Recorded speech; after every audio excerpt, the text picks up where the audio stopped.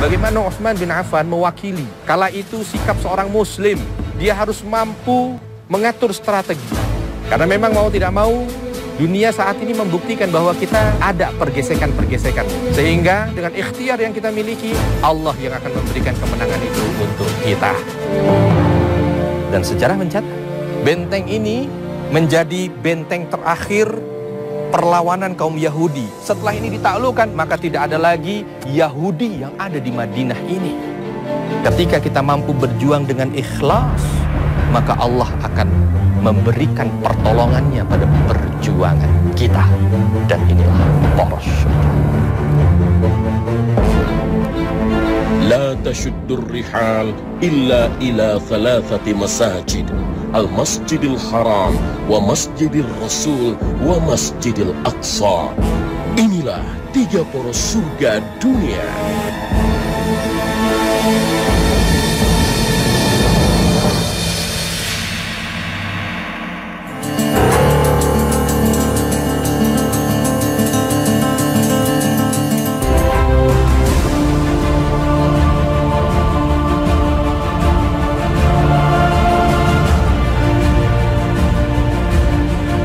Assalamualaikum warahmatullahi wabarakatuh. Sahabat yang dicintai Allah, kota Madinah Al-Munawwarah adalah kota pilihan dengan banyak istimewaan yang dijanjikan oleh Allah Subhanahu wa Ta'ala.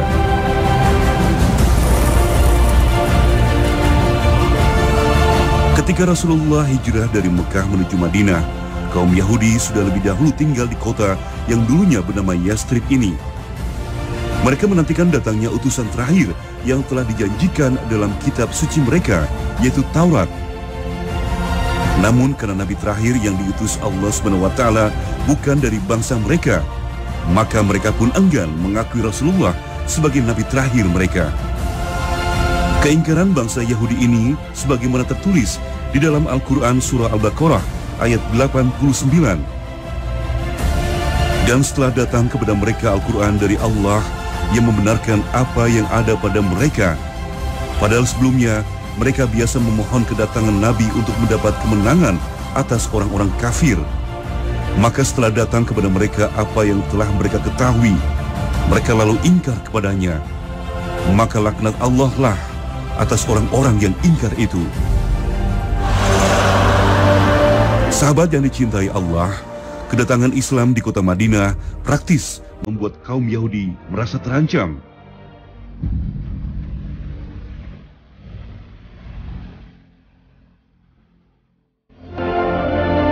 Lama ditutup, tetapi kita bisa ambil pelajaran yang luar biasa. Di dalam tempat ini ada sumur yang disebut dengan sumur Utsman, ya. Disebut dengan sumur Utsman karena ada ceritanya, sahabat. Dulu sumur ini dimiliki oleh orang Yahudi Madinah, dan saat itu kaum muslimin sedang dalam keadaan paceklik, kekurangan air. Akhirnya, ya, mereka mau tidak mau harus membeli air dari sumur yang dimiliki oleh orang Yahudi ini tadi. Tapi orang Yahudi, sesuai dengan wataknya, ya, begitu bencinya dengan kaum muslimin kala itu, maka dia menjualnya dengan harga mahal. Akhirnya Nabi SAW menyampaikan kepada sahabatnya, siapa yang mau beli sumur ini? Lalu dia infakkan kepada kaum muslimin. Utsman bin Affan kala itu tergerak untuk bisa memiliki sumur ini. Maka dia datangi Yahudi ini tadi. Berapa kamu jual? Ah, tidak saya jual. Saya beli dengan harga tinggi, sekian, kurang, dinaikkan, sampai harga yang paling tinggi. Yahudi ini mendengar uang seperti itu, dia tergerak juga gitu ya. Ya oke lah, saya jual. Tetapi saya tidak jual dengan harga, tidak jual keseluruhan. Sebagian aja saya jual. Apa maksudnya sebagian? Sehari ini jadi milikku, sehari ini jadi milikmu. Jadi sehari miliknya orang Yahudi, sehari miliknya Utsman. Utsman menyetujui itu. Oke, saya beli kalau gitu. Walaupun harganya luar biasa mahal. Lalu Utsman bin Affan meminta kepada kaum muslimin yang ada di Madinah, kalau dia ingin mengambil air, maka cukupkan untuk 2 hari. Ketika jatahnya orang Yahudi, kaum muslimin tidak lagi ada yang membutuhkan air karena punya tabungan. Akhirnya orang Yahudi melihat, wah ini ada bangkrut nih kalau begini nih. Karena orang muslim tidak ada lagi yang beli air di jatah hari yang dimiliki oleh orang Yahudi. Subhanallah. Akhirnya apa? Makar dia pun kalah gitu. Kebencian dia pun kalah ya. Dengan strategi yang disampaikan oleh Utsman bin Affan tadi. Akhirnya ya dia jual lagi aja. Dia panggil Utsman. Utsman, beli saja nih semua sumur saya. Beli semua sumur saya dengan harga yang sama sehingga ini setiap hari menjadi milikmu. Subhanallah, sahabat yang dicintai Allah. Dari sini kita bisa melihat kebencian orang Yahudi. Seperti apa yang disampaikan oleh Allah Subhanahu wa taala dalam surah Al-Maidah ayat 82. La tajidanna asyaddan nasi adawatan lil ladzina amanul yahud. Engkau akan dapati orang yang paling benci dengan kaum muslimin itu adalah orang Yahudi. Coba bayangkan, ketika tahu bahwa kaum muslimin dalam keadaan paceklik, sumur ini menjadi saksi. Orang Yahudi jual dengan harga tinggi. Ketika ingin dibeli oleh Utsman bin Affan, dinaikkan berkali-kali lipat, dan itu pun tidak diberikan seketika. Subhanallah. Tapi luar biasanya, kegigihan kaum muslimin ternyata mampu untuk mengalahkan makar mereka.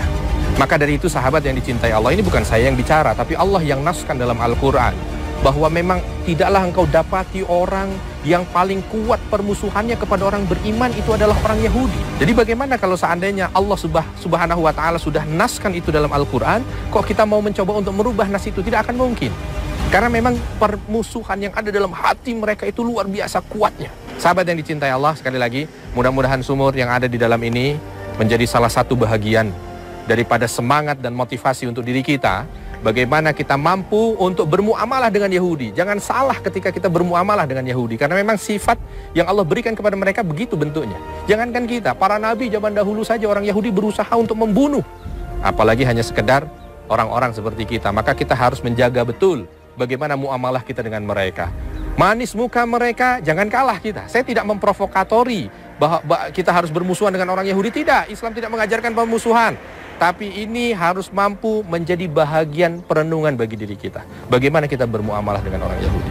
Yang kedua, pelajaran juga dari sini, bagaimana Utsman bin Affan mewakili.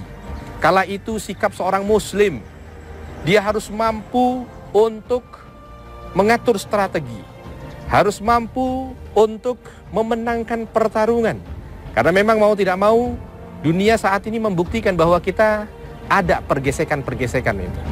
Baik itu ekonomi, sosial, budaya, dan lain sebagainya. Nah, kita harus mampu untuk bisa mengatur dengan sebaik mungkin, sehingga dengan strategi, dengan ikhtiar yang kita miliki, Allah yang akan memberikan kemenangan itu untuk kita. Dan inilah poros surga. Sahabat yang dicintai Allah, kisah sumur Utsman dapat menjadi contoh teladan dalam membelanjakan harta di jalan Allah. Ketika Allah memberi amanah harta yang melimpah, hendaknya menjadi bekal untuk di akhirat kelak. Seperti firman Allah dalam surah Al-Baqarah ayat 195. Dan berikanlah infak di jalan Allah, dan janganlah engkau menjatuhkan dirimu ke dalam kebinasaan. Dan berbuat baiklah, karena sesungguhnya Allah menyukai orang yang berbuat baik. Sahabat yang dicintai Allah, alhamdulillah, tanpa kita rencanakan gitu ya. Tadi di luar begitu banyak orang yang susah sekali untuk bisa masuk ke sini untuk melihat sumur Utsman, dan kita hanya bisa petisi di depan tadi ya untuk memberikan informasi berkaitan dengan sumur Utsman. Tapi alhamdulillah, subhanallah, kita bersama dengan kita Abu Sa'id ya, dan alhamdulillah bersama dengan kita Abu Ilyas, masya Allah. Pertolongan beliau berdua kita bisa masuk ke sini. Sekarang alhamdulillah kita berada di depan sumur Utsman yang memang sudah dipagar. Ini sumurnya ya? Ini Al-Bi'r, ada puluh Bi'r. Masya Allah, sahabat bisa lihat ya. Di sini inilah dia sumur yang kita ceritakan tadi, sumur Utsman. Ada asli ya? Ada asli. Aywa. Ini yang dilihat ini di dalamnya ini masih asli sumurnya, yang merupakan tonggak sejarah ya. Jadi ini berapa tahun? Kam sanah hada muglaq? تقريبا 4 سنوات. 4 سنوات. Ada 4 سنوات muglaq kata ma yuftah. 4 tahun takriban, sekitar 4 tahun ini ditutup, tapi alhamdulillah dengan izin Allah ini bisa kita masuk dan kita bisa datang. Sekali lagi kita bersyukur kepada Allah Subhanahu wa taala, dan kita berterima kasih kepada Abu Sa'id dan Abu Ilyas. Mudah-mudahan Allah berikan kesehatan kepada mereka berdua, dan mudah-mudahan mereka berdua senantiasa dalam limpahan hidayah dan keberkahan dari Allah Subhanahu wa taala. Jazakumullah khair, Allah yabarik fi Allah yabarik fi. Jazakumullah khair, Allah yabarik fi. Sahabat yang dicintai Allah, sumur Utsman kala itu bernama Sumur Ru'umah, sumur terbesar dan terbaik milik kaum Yahudi. Area di sekitar sumur ini banyak ditumbuhi pohon kurma yang tumbuh subur dengan hasil yang melimpah. Sumur ini pun saat ini masih berfungsi dengan baik. Bahkan aliran airnya yang disalurkan melalui pipa-pipa bisa dimanfaatkan sebagai sumber pengairan untuk kebun kurma.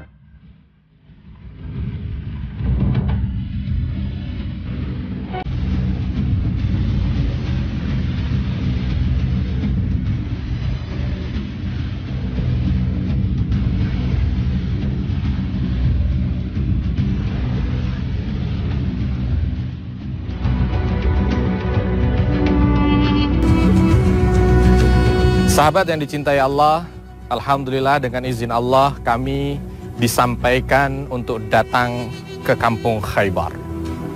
Dan saat ini saya berada di hadapan benteng Khaybar yang betul-betul megah. Sahabat bisa bayangkan bagaimana benteng ini 1400 tahun yang lalu. Sekarang saja kalau saya ingin menggambarkan seputaran yang ada di sekitar ini, maka bangunan ini adalah bangunan paling besar yang ada di tempat ini. Lokasinya ada di atas bukit, batu, lalu tinggi, dan bisa melihat ke seluruh penjuru yang ada di seputaran sini. Ini adalah gambaran salah satu benteng Khaybar yang kala itu diisi oleh orang-orang Yahudi yang diusir oleh Nabi SAW dari Madinah. Mereka berkumpul di sini. Dan di sini mereka memiliki pertahanan yang cukup tangguh. Bahkan tentara-tentara Romawi saja mengalami kesulitan. Belum lagi kekuatan mereka dalam menyimpan bahan makanan. Kita bisa baca dalam buku sejarah, sahabat, bahwa persiapan makanan yang ada di dalamnya itu cukup untuk dimakan walaupun mereka tidak keluar dari benteng itu ketika mereka dikepung. Itu cukup 1 tahun sampai 2 tahun. Mereka nggak pakai keluar, mereka bisa mengumpulkan makanan yang ada di atas itu. Tinggal mereka bertahan saja. Dari orang-orang yang mencoba untuk mendekat ke sini, maka mereka akan meluncurkan anak panahnya. Mereka akan melemparkan manjaniknya. Mereka akan melemparkan pedang-pedang mereka dan tombak-tombak mereka. Sehingga tempat ini betul-betul kokoh pada zamannya. Belum lagi di seputaran sini, ini bisa kita lihat sejauh mata memandang perkebunan kurma tumbuh subur. Dan ini adalah kerja dari orang-orang Yahudi kala itu ketika mereka tinggal di sini. Kalau kita lihat sekarang, kekuatan mereka, ekonomi bagus. Kekuatan mereka dari segi pertahanan bagus. Kekuatan mereka, strategi mereka canggih. Tapi subhanallah, tempat ini pun mencetak sejarah. Rasulullah SAW memimpin kaum muslimin untuk datang ke sini dan menaklukkan benteng besar ini. Sahabat yang dicintai Allah, apa yang menggerakkan Nabi SAW dan kaum muslimin untuk datang ke sini? Tentu memang bukan satu sebab ya. Karena memang Rasul SAW mengerti betul tentang watak orang Yahudi ini, sehingga banyak kejadian-kejadian yang akhirnya menyebabkan Rasul mengusir orang Yahudi keluar dari Madinah. Dan salah satu penyebab juga dari Rasul SAW datang ke sini dengan kaum muslimin untuk bisa menaklukkan benteng Khaybar yang luar biasa ini, karena Allah Subhanahu wa taala janjikan dalam surah Al-Fatah ayat 20. Wa'adakumullahu maghanima katsirah, bahwa Allah Subhanahu wa taala menjanjikan kepada kalian kesuksesan yang besar. Nah, dari sini Nabi SAW menjadi kuat gitu untuk bisa menaklukkan ini, walaupun ketika keluar orang-orang munafik yang ada di sana mulai menggembosi, apa mungkin orang-orangnya Muhammad bisa menaklukkan benteng Khaybar ini? Bentengnya besar, senjatanya lengkap, makanan cukup. Sedangkan pasukannya yang datang dari Madinah berhari-hari ke sini, maka niscaya mustahil untuk bisa menaklukkan benteng ini. Akan tetapi yang dipegang oleh Nabi SAW yang menjadi pelajaran untuk kita, sahabat, adalah janji dari Allah. Ketika Allah memberikan janji satu, maka tidak ada keraguan sedikit pun dalam hati Nabi SAW dengan para sahabatnya untuk datang ke sini dan menaklukkan itu. Dan sejarah mencatat, ternyata itu terbukti. Benteng ini menjadi benteng terakhir perlawanan kaum Yahudi. Setelah ini ditaklukkan, maka tidak ada lagi Yahudi yang ada di Madinah ini. Ya, ada beberapa pelajaran penting bagi kita. Yang pertama yang bisa kita ambil, jangan pernah ragu dengan janji Allah. Innallaha la yukhliful mi'ad. Karena Allah Subhanahu wa taala itu tidak akan pernah mungkin mengingkari janjinya. Benteng Khaybar ini menjadi pelajaran juga buat kita untuk tidak ragu lagi dengan janji Allah. Nabi Muhammad membuktikan dengan pasukan yang ala kadarnya, tapi ternyata bermodalkan keyakinan itu yang bisa membuat mereka mampu menaklukkan ini. Sama, kita juga begitu. Kalau kita mampu untuk mengambil hikmah itu, maka insya Allah kita akan mengambil janji Allah itu.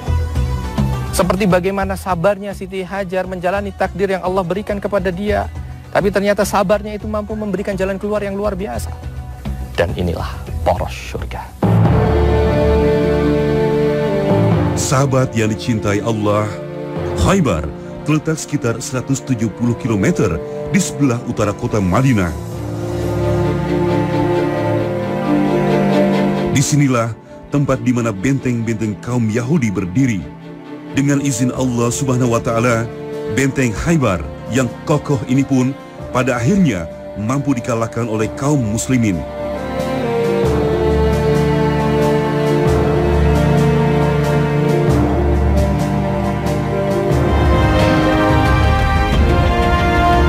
Sahabat yang dicintai Allah, setelah Rasulullah SAW tinggal di kota Madinah, babak baru perjuangan Islam kembali dimulai.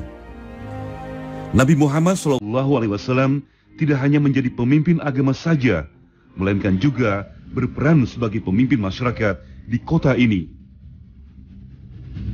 Rasulullah berhasil membangun masyarakat Madinah dengan peradaban baru, sekaligus menjadikan Islam berkembang dengan pesat.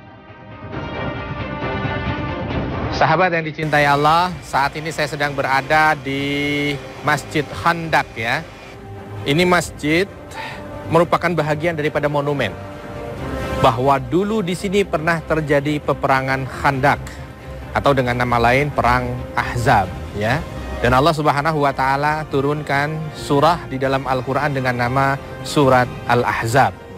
Nah, ini juga untuk menjadi monumen juga buat kita gitu, agar kita mampu mengambil pelajaran dari kejadian yang sudah Allah takdirkan kepada kaum muslimin kala itu, sahabat. Dan kita perlu tahu, sahabat, ini dijadikan sebagai momentum atau monumen gitu, bahwa dulu pernah terjadi peperangan yang disebut dengan perang Khandaq. Perang Khandaq itu apa? Perang Khandaq itu adalah peperangan yang menggunakan strategi parit. Khandaq itu artinya parit ya. Dulu sahabat Nabi SAW yang bernama Salman Al-Farisi radhiyallahu anhu, ketika terjadi peperangan ini, Nabi SAW bertanya kepada para sahabatnya, ada strategi apa yang kalian sampaikan kepadaku? Karena saat itu kaum muslimin dalam keadaan paceklik, susah. Dan mereka itu dikepung oleh Ahzab, oleh kelompok-kelompok yang bersatu. Mungkin kalau bahasa kita sekarang ini pasukan sekutu gitu ya. Mereka berkumpul dari orang musyrik, dari orang Yahudi, dari orang kafir yang tidak suka sama Islam dan menginginkan kehancuran Islam, maka mereka berkumpul menjadi satu. Nah, sahabat yang dicintai Allah, ada pelajaran yang penting dan luar biasa di sini. Kita perlu tahu gitu, bahwa sejarah awal dari perang ini adalah pengkhianatan orang Yahudi. Yahudi benci sekali dengan Islam, dia berupaya sedemikian rupa untuk menghancurkan Islam, tapi ternyata tidak berhasil gitu. Maka dia mengumpulkan orang-orang, mencoba untuk provokasi gitu ya, dengan provokasi-provokasi mereka yang menyebabkan orang-orang ini tidak suka dengan Islam dan menghancurkan Islam. Dan itu yang perlu kita ketahui, sahabat, bahwa orang Yahudi ini selalu saja tidak ridho dengan keberadaan kaum muslimin ini. Tapi yang terpenting adalah bagaimana kita mampu membentengi diri dengan akidah yang kuat, sehingga kita tidak termasuk bahagian orang-orang yang ikut-ikutan dalam acara akidah-akidah orang lain. Dan inilah poros syurga.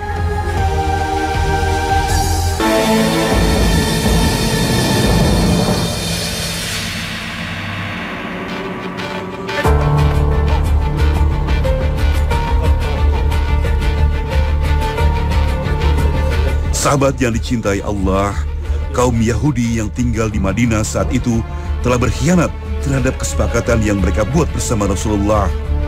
Bahkan mereka pun tidak henti-hentinya melakukan tindakan keji semata-mata hanya untuk menghancurkan kaum muslimin.